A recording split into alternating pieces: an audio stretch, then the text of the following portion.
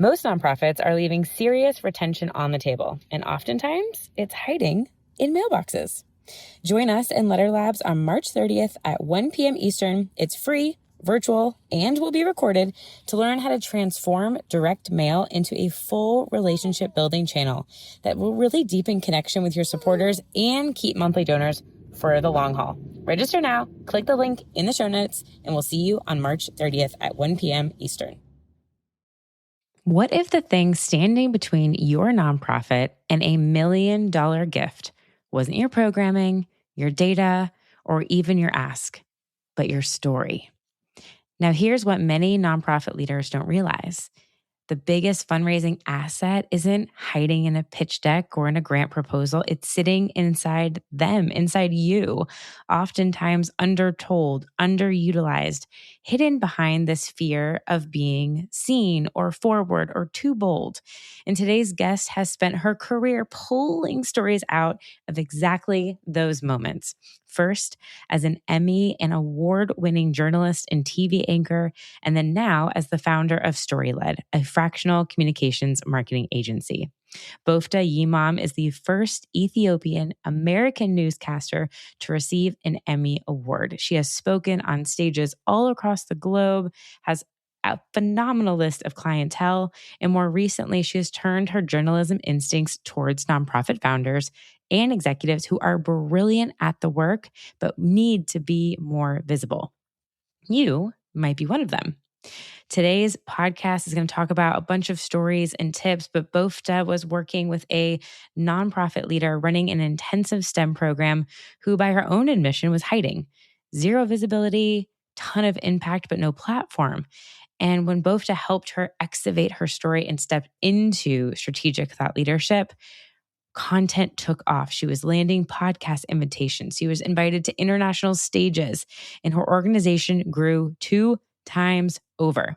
And in Q4, she received $1 million gift. So today we are going deep into personal branding, not as vanity or self-promotion, but truly as leadership responsibility. So there is enormous room, even in this noisy world, for nonprofit leaders who are willing to show up with clarity and consistency in a story truly worth following. Please welcome Bofta to Missions to Movements.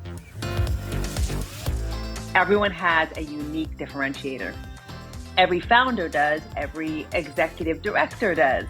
The problem is more so the fear in letting that be seen, or thinking it's not that important, it's not about me. And I think that's the big thing. It's not about me, it's about the kids, or it's about the, homeless shelters that we serve. And I'm not saying that those things, of course, are not important. That's part of your mission. But when the founder steps up, everything changes. Okay, so we're going to jump right into it because I love this topic and I want this to feel like it's a live coaching call. Yeah. Right from the source, coming right to the listener on thought leadership. And we're still relatively at the beginning of the year. I think this is a really important concept to bring back to the forefront of importance if it hasn't been for listeners. Mm-hmm. You've worked in journalism Mm-hmm. for a while. And then I've also done a ton of work, obviously, now with personal branding, thought leadership, and specifically in working with nonprofits too. When did you start to realize or see in the nonprofit space, nonprofit leaders, when they weren't really telling their own personal stories, and why that's really such a missed opportunity? Right. Well, I think that's been going on forever, right? So as soon as you start to work with nonprofit clients, I think you quickly see, as with some private sector clients too, the hesitancy, the fear.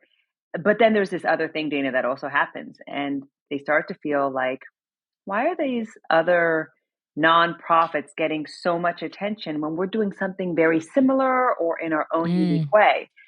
And sometimes what happens, they'll say is, well, they target this audience, so that's why they're getting a lot of attention. Or their founder does this. But my point to them is, and what I will say, to your audience who's listening right now is, everyone has a unique differentiator. Every founder does, every executive director does. The problem is more so the fear and letting that be seen, or thinking it's not that important. It's not about me. And I think that's the big thing. It's not about me. It's about the kids, or it's about the, homeless shelters that we serve. And I'm Yeah. not saying that those things, of course, are not important. That's part of your mission. But Yeah. when the founder steps up, everything changes. You start to see dollars come from places you never thought dollars would come from. You start to get opportunities to speak or to have impact in a unique way that you never thought would come through your doors. And it happens at a faster pace. So especially now, when I know a lot of nonprofits are wondering, where's my next big fundraising dollar is going to come from? I think the missed opportunity is thinking that you can't help elevate that with your own story Yeah. and your thought leadership as the founder. And that's something that your board is probably not going to tell you. Your board doesn't even maybe know it, right? But they're looking to you for leadership. And this is where you say, well, what if I step up and we focus on some branding around why I'm here? And look, you got to know you're going to be there for a while. Otherwise, it's just disingenuous. You want to be there for a while, right? Let's put that out there right now, early in this conversation, Dana, right? So you're not planning to leave next year. I would say if you're really committed to this nonprofit, you have got to look at yourself and see yourself as part of the fundraising dollars generating for the organization, because you are an extension of that. So good. I think that's just the truth. And I think anyone who's doing it had this realization maybe a year or 2 years ago. We had one client who went from zero visibility. And she will say it, like, I had no visibility. She said, I didn't focus on it. And everything changed for her once she started to get visible. And she started to get comfortable with it too. At first, it was really uncomfortable, as it will be for most. And then she started to see, it took her about, I would say, 9 to 12 months, but $1 million gift came through of somebody she had been kind of courting for a while. But everyone was watching her step out of her shell, because she was self-proclaimed introvert. And so when this amount came into her inbox, she was like, what? How? What? But she'd been doing the work, Dana. She'd been doing the work. She'd been out there. Yeah. What was the shift that finally made, in that specific instance, made her say, yes, I'm ready to do this?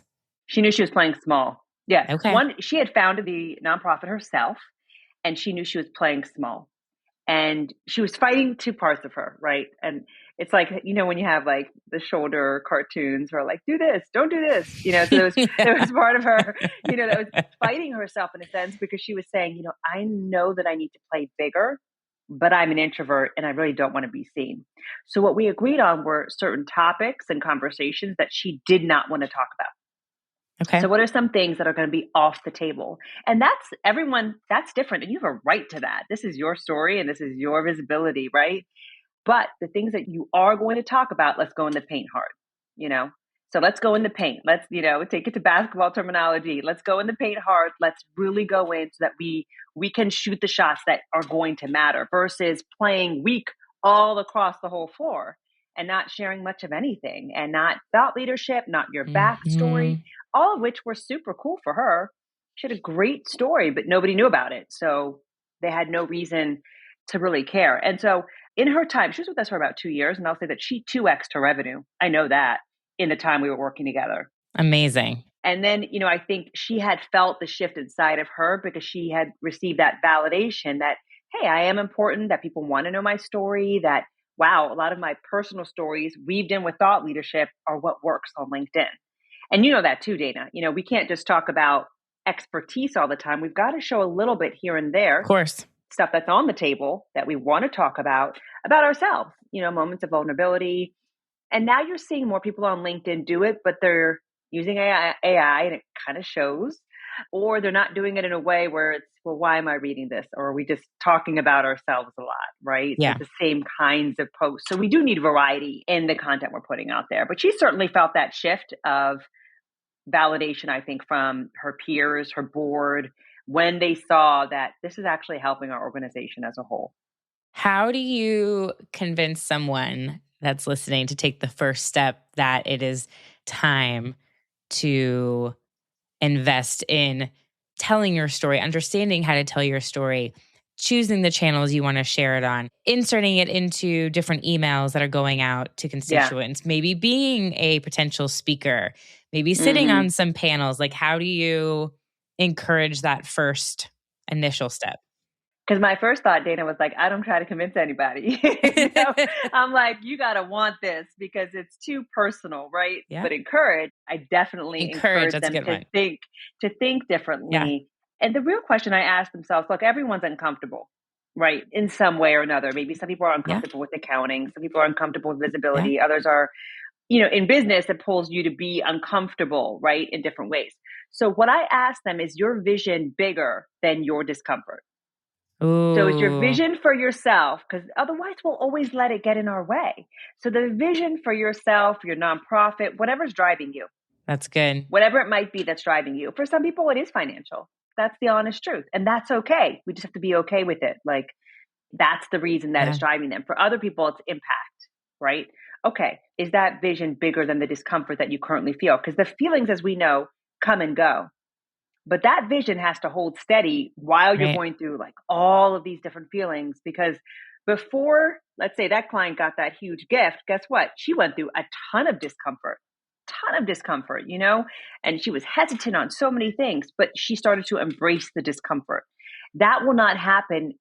But her vision was huge, for her company, her organization. So everyone who's listening should be thinking like, what is my vision? What is my vision? Yeah. What is my vision? And am I willing to push past some of the discomfort I'm going to feel in this visibility game? Because that's what it is. It's a game changer, but it's a game, right? You've got to willing to enter the game. Are you willing to put yourself out Yeah. there? And are you willing to stick with it when it gets hard, right? And I think that for different people, different levels of discomfort, but you've got to be self-aware enough to know that you really want this and that it's time for you. After you make that decision, then you can say to yourself, okay, do I have the skills, the Mm, bandwidth, the energy to do this myself? Or do I need support? And what does that support look like? Do I have someone internally that can help? Do I want to outsource this piece because I have yeah. a comms team doing everything else? Because this is not the same as a comms team. I think sometimes people think, well, I'll just have my comms team handle it. Your comms team is busy with everything else the organization needs. So it's a lot to add on their plate and expect them to be an expert in the personal branding for you too. Yeah. That's like a whole nother agenda that you've now added to their plate. So I think we have to be realistic with comms teams and what they can do, which is probably a great LinkedIn post that I should do, because I think there's a lot of organizations who are like, just have the comms team handle that, just throw it on, they're writers, just Yeah. throw it on their plate, and they end up totally in overwhelm. If you ask them honestly, that's what they'll tell you That's what to I'll tell do. you. Yeah. Yeah, that's what they'll tell you. So, I think but it starts to say, like, what does that support look like, right? And if you decide to stay internal, just know that, like, you may not get the exact results that you're looking for, but hey, you should try that first if you really feel like that's what your budget allows for right now. If you can do it yourself, that's awesome, but have realistic expectations for yourself, because maybe you're not a writer or you don't like to go on camera and you do need some coaching or encouragement. And so you have to be, again, self-aware. Well, where would I need support if I did bring in support?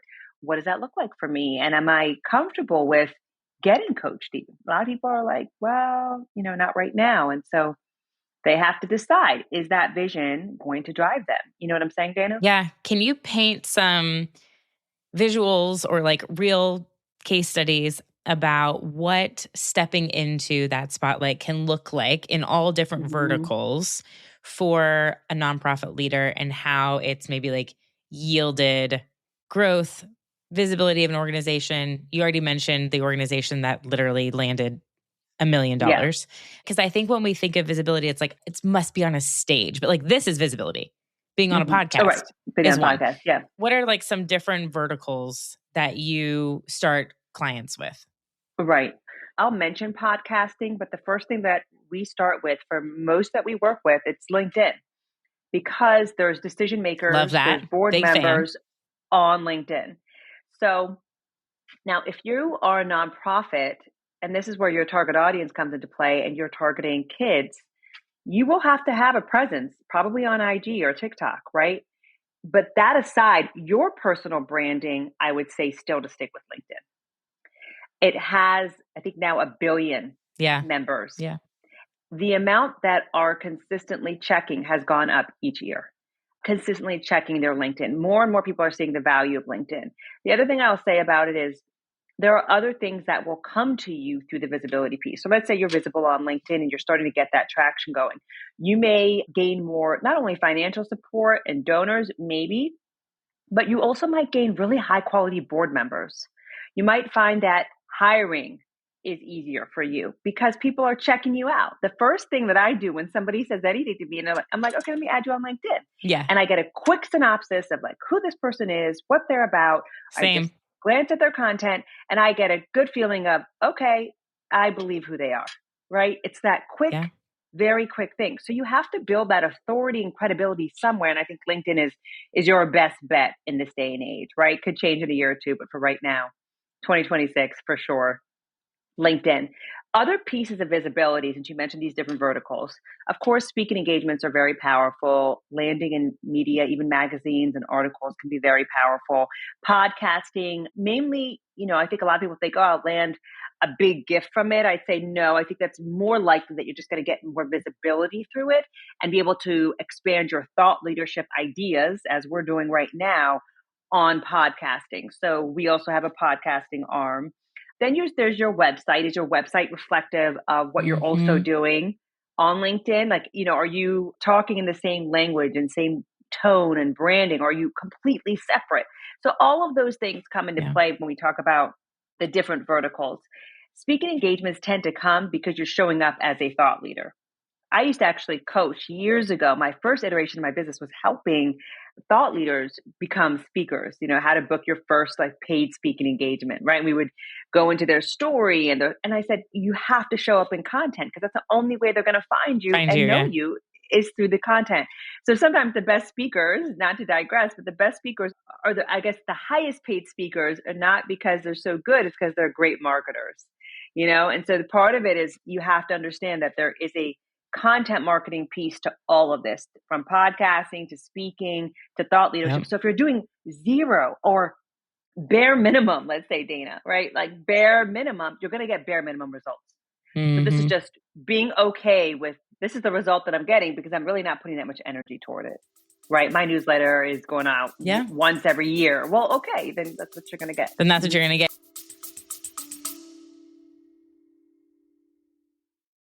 When people ask me what direct mail platform I recommend most, my answer is always Letter Labs. You spell that Lettr Labs. And I say it because I've used it. I trust it. It works. It's incredibly easy to use, which matters when your team is already stretched thin. You can set up streamlined automations, aka monthly donor gives, and then they automatically receive a custom thank you handwritten card. 6 months down the line, they could receive another card. 3 months down the line, you get the point here. The creative options are so powerful. From the handwritten cards that really feel personal and warm to large visual trifolds that demand attention and stand out in the inbox. But what I really think sets Letter Labs apart is the ability to retarget high intent supporters. They can identify site visitors, including mailing addresses, and automatically send them timely, relevant mail without the manual effort. It is one of the smartest ways I have seen nonprofits really blend digital behavior with the human connection of a direct mail piece. So if you're interested, click the link in the show notes to learn more about Letter Labs and their services and get a special nonprofit discount by using our link. Yeah. And I think too, I have a whole keynote on Your Story is Worthy Too, which is like so fitting for all of this. And I think sometimes what derails us, there's two things I always talk about is like imposter syndrome, or it's the urgency, where it's the results and ratio difference. Because we live so much in the immediate Amazon world where something's here instantly. But if we're just starting from scratch, we might start posting on LinkedIn and it's going to be like maybe quiet for a little while until you start to build up some audience. How do you work through the clients you work with, their expectations around the building phase until you start to see some traction? Well, the first thing I tell them is marketing is a long game. So if you're here for the short game, we're probably not your best fit, right? It is a long game. It's a consistency game. As you know, Dana, it's about quality content. And one of the things that we tell them is don't get too short-sighted on what the outcome should look like, right? Like that client that I mentioned, right? She couldn't have predicted that kind of outcome based on her consistency showing up 3 times a week for 2 years. She couldn't Mm, have predicted that level of generosity of a Fortune 100 client coming into her fold, right? She couldn't have predicted that. But other things came to her too. She gained national attention for a different award, right? So other things, she landed an international speaking engagement. If she'd been rigid on like, this is what it must look like, yeah. then I think she would have really sold herself short. So part of what I tell them is just be open to what can come in your inbox. When I first started in LinkedIn, this is probably back 2018, and I just started, playing with it. And I thought, this is really an awesome engine for visibility. I landed a speaking engagement in London, right? I did not know that was going to come to me through LinkedIn, but I was showing up. I was talking about, like you said, the power of your story and those kinds of things. And so I think one of the things I encourage them is that it's a long game. This is about a consistency game, right? You don't see an athlete become an amazing athlete overnight. Mm-hmm. It's Right. consistency. It's going to the court. It's going to the ice hockey rink, right? It's going all the time. And so we have to have the expectation, like you said, we expect everything so immediate right now, but there is some delayed gratification here. But what they will start to receive is validation that what they are doing is important. For example, your first post, if you have never really posted and you have like some engagement, some people who've been following you, and your first post in 6 months might do really well. But then you should expect it to a little bit drop off a little, right? Because it's hard to keep up that first, like, hey, I'm here kind of Right. post. You know, it's hard to keep that because now they're excited that you're there. But that's like saying it's a birthday party. Well, what happens after the birthday party? We've got a whole year till the next birthday. So you've got to, remind them that you exist essentially, right? That you're showing up, that you're also commenting on their party, And right? everything you're saying is so true. I think I remember, this year is 9 years in business, and I'd have Whoop, to whoop. look back about when I finally took LinkedIn more seriously and was investing into it. And now growth just compounds so Mm-hmm. quickly every month. I'm like, where are these new hundreds of Which is followers awesome. coming from? Right. And Yeah. it is the main source of where I'm finding podcast guests, of where I'm getting inquiries for the products I have, for like so much comes from that channel because I have consistently been Right. showing up there, even when it seems like I am talking to no one sometimes. Like, That's right. there are times where there is going to be no one commenting, Mhm. but they're sure probably looking. Lots of Yeah. lurkers on Well, there. lots of lurkers. LinkedIn is a lurking, unlike IG, I think, it's really a lurking platform. IG, everyone's like quick to comment and quick to say things. And I think LinkedIn is like, I'm just going to watch and I'm paying attention. Then all of a sudden, out of nowhere, you get Where a DM for your services or a DM for your product. And I think that's the power of showing up consistently, as is a newsletter. Newsletters are very effective too, of course, because you're talking to your own community and that you've right. built up. So, and one thing, I think is important to mention here, it's a social platform. So you've got to engage. A couple good tips here. You really want to engage before you post, ideally. So 15 minutes Yes. before you post, you want to warm up kind of like the car engine, so you want to warm it up. And that's going to help LinkedIn also understand who you want to target. This is also why you might want a team to help you do this. Right, Because right. people That's are true like, I too. have That's no true too. time to be No warming up time for this. anything. Yeah. I know, I know. Well, and here's the thing, Dana. Here's what I tell people. Like, okay, you can't do it 5 days a week. I don't expect you to, but 2 days a week, I think most people could do it. If they could really focus their time and Put it in the energy, calendar. put in the calendar, right? Put it in the calendar, as we know. So if it's not on the calendar, it ain't happening, right? So, but 2 days a week, if you could warm it up before you post and do a thoughtful post. And look, a thoughtful post, even with AI and this and that, might take you 25 minutes to really Yeah. pan down because what photo are you going to use and that kind of thing. Now, I'm not saying every time, but a thoughtful post is a thoughtful post. And people recognize that now, Yep. probably more than ever. And when you don't have time, you can do a quick, I just did something last week where sometimes I contract out with NBC sometimes, just did a quick post on that because that's what I had time for, right? Let me just put that out there real quick. So not everything has to be super deep and super thoughtful, but you do want to drop some gems sometimes so you stay in authority, stay in thought leadership. People don't have to like look too far to see who Yeah. are you and like what do you do and what are you about? You don't want to make them look too far. What about And I think this might be more specifically in our sector, but around understanding that personal branding isn't ego driven. It's kind of like you were mentioning it before. It's about like the vision. How do you get somebody who might be so, it's like, it's not me, it's about this. Like Yeah. that is an extension of the nonprofit organization and not really just about their growth, but the tremendous opportunities that can happen for the organization because of their voice being exemplified. Yeah. Well, I think this is something we've learned with clients too. It's how you write it. It's how you write it. So if I'm talking about myself and I'm the founder or the executive director of a nonprofit and I'm talking about it always from, I may start out with the I, like what you went through, but then somehow at some point you've got to shift it maybe in the middle and transition to, and that's why the work we do at this is so powerful, or that's why I joined this, or that's what made me step into leadership back in 2020. And right. So somehow also making that transition so that it's very clear that you also are talking about the power of the organization. So it's very much how you write it. And I think it can get pretty nuanced. Yeah. And I think it's okay sometimes to put something just about yourself. Okay. It's a social platform. Not every post all about me, me, me, me, but sometimes putting something out there that maybe is unrelated to the organization. It's okay, right? People are drawn to who you are. And I think if we look at, let's take a step even away from nonprofits. If you just look at great entrepreneurs, Yes. which if you're founding a nonprofit, you're an entrepreneur. Sarah Blakely, for example, founder of Spanx, right? I found New Year's and Sneaks. Yeah, that's right. Launching that new shoe idea, but she leveraged all the Spanx crowd who was basically following her. And she talked about all kinds of things, hardships, resilience, vulnerability. She showed her personality like how quirky she is.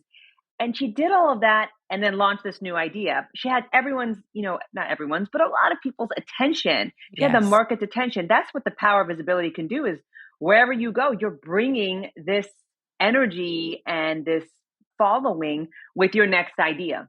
That's right. Right. That's right. And so I think that that's something that's often missed in the conversation is, look, you may be the ED for 10 years. Well, great. You've built a following and now you're going somewhere else and you're going to have even more impact in that next organization because you brought this following who likes your approach, who likes how you think and your perspective. But if you're not sharing that, they have no idea. There's a trustworthy there with the individual. Absolutely.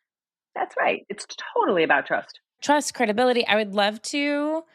I have some quick lightning round questions for you. But I want to say something first too. Yes. Before I do, this was top of mind. And I think it's really important for everyone who's trying to play on LinkedIn and go harder in 2026 that they start adding people with a lot of intention of who they want to connect with. Create your list of 50 or 20 or however many you can and create that list of your target, who you really want to make sure that you are in relationship with in 2026 and begin with following them and encouraging them and then send them a possibility of a virtual coffee. And you can say it in different ways in DM after you've been following them. You see, they've been following you and it's not creepy, right? Let's be clear, but it is social. That's good. It's social. Yeah. But I think there's that idea, Dana, sometimes that everything's going to happen for me, even if I don't add people. And marketing, you've got to add new eyeballs. Otherwise you're going to fatigue your audience. So you've got to add new eyeballs in addition to making sure that you encourage and make comments, thoughtful comments on their posts. Okay. Now I'm ready for lightning round, but I wanted to put that out there because I think that's probably going to answer one of the nuggets. Okay. So that's great. Who's your list of 50 or 20? Love that. Okay. Lightning round.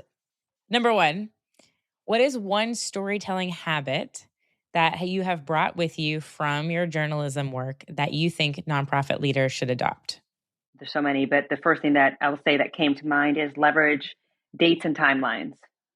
Ooh. So go into your email, think about dates that were important when you first signed on as ED. What was the date in the year? So you can start a post with saying, like on January 1st, 2018, I changed my life by saying yes to a job in Chicago that has fed 10,000 homeless people in the past month. I think that's timelines, dates, leverage them. Look in your phone. Phones are great for them. And I think we have a lot of access to dates and timelines. And I think there's something about it that's very Detailed, and I love detail. Journalism, detail, yes. Details. So good. Mm-hmm. What is one mistake leaders make when trying to sound too professional online? Using jargon. Okay. So Talk to me like you talk to your mama. Okay. that's right. That's what I want. Like you're like That's a what I best want. friend. Voice memos. Yes, that's right. One sentence every nonprofit leader should be able to say about their vision for the future. In December of 2026, we will be, we will do, we will have. Oh, good. Not one sentence, but 3. And love. Yeah. Okay, amazing. And then lastly, this is not a lightning round, but to wrap us up, before I ask you to share all the amazing details about where everyone can contact you, for someone who's hearing this and like, oh, this sounds so good, but I'm so overwhelmed already. How do I add just like one more thing? Maybe they're unsure where to start. What's one like high impact, actionable thing that they could take today, this week, to really begin this strategic visibility with some confidence? That's a great question. Well, the one actionable step that I would say that you could do is write down a list. I like to do some things like this, the Saturday morning coffee. Like it doesn't feel like work. It just kind of feels like my brain unloading. So just if you have some quiet time, have some coffee or tea and sit at a table or your couch and write down transformational moments. So moments that transformed you. Don't think about what you're going to write. Don't think about how you're going to write it. Just write down transformational moments. There's 2 things that will really come out of that activity. One is you're going to realize with confidence how many things you've overcome. And it's going to give you confidence to say, well, this is just one more thing that I need to do. One more thing I need to overcome Love that. is the visibility. Yeah. So that's one. It's going to give you that. And I mean, go back to college, go back to wherever you need to go, but just think of transformation moments, getting your first apartment in a new city, whatever it might be, right? It doesn't always have to be super deep. And then the other thing it's going to do is going to give you layers of your story.